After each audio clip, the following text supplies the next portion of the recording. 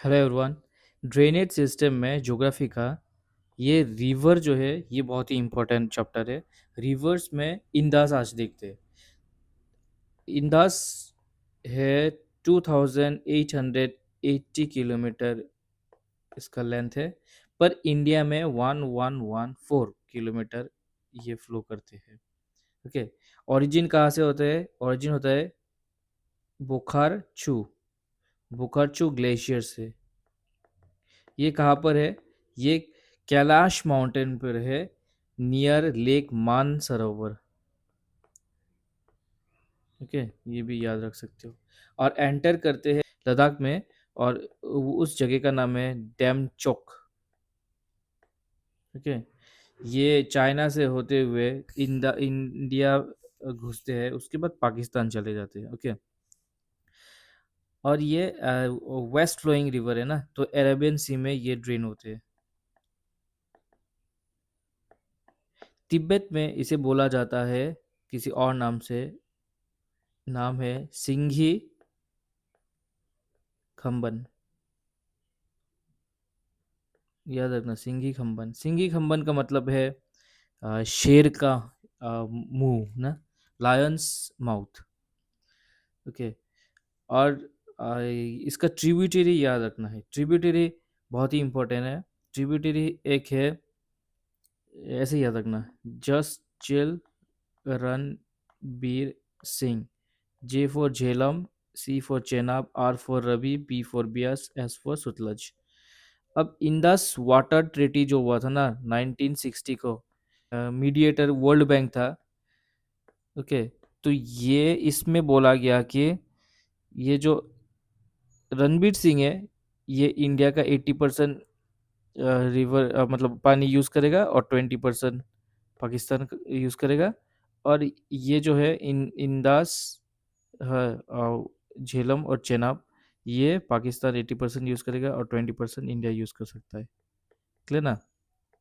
हाँ, तो ये आते हैं इंडिया के कंट्रोल में, और ये आते हैं पाकिस्तान के कंट्रोल में।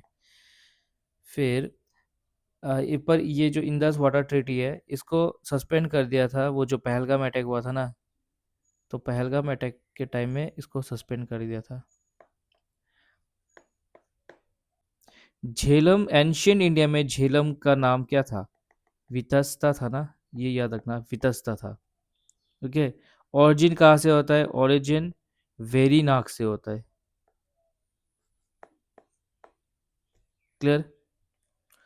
हाँ, और श्रीनगर इस बैंक के यहाँ लोकेटेड है। हाँ, और वुलर लेक जो है, वो वुलर लेक इसी पानी से फेड होता है, वुलर लेक। ओके, झेलम याद रखना। फिर चेनाब। चेनाब जो है, ये दो रिवर क्या जॉइन करके ये होते हैं।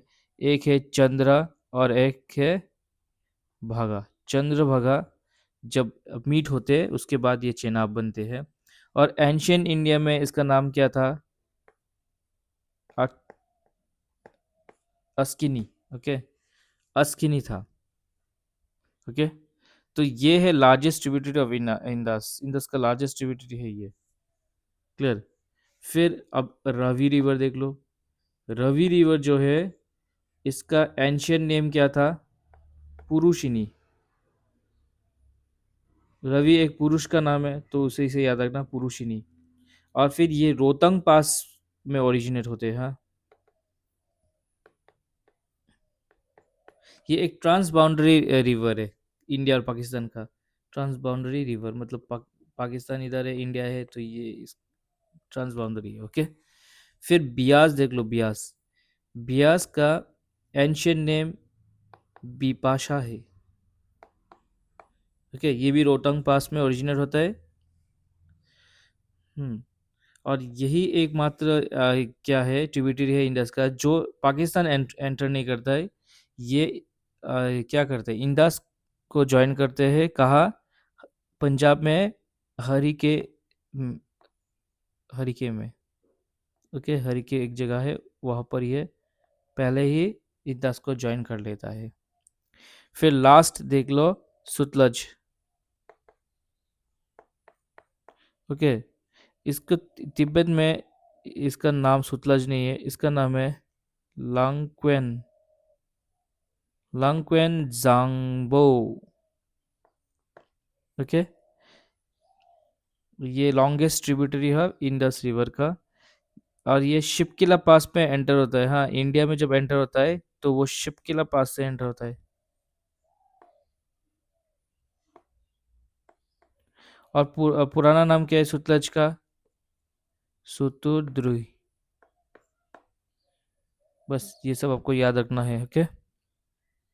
और चंद्र और भागा जो मैंने बोला वो मीट कहाँ करते हैं? टंडी में। हाँ, हिमाचल के टंडी में चंद्र और भागा मीट करते हैं, हिमाचल के टंडी में। ओके। और सुतलज जो है यहीं पर है, वो भाखड़ा नंगल डैम। हाँ, भाखड़ा नंगल डैम जो आपने पढ़ा होगा, ये सुतलज में है। फिर रवि, रवि नहीं पढ़ा, हाँ रवि, ये रहा रवि। रवि में एक डैम है, वो है Ranjit Sagar dam. Okay, clear? तो ये सब आपको पूरा अच्छे से याद रखना है।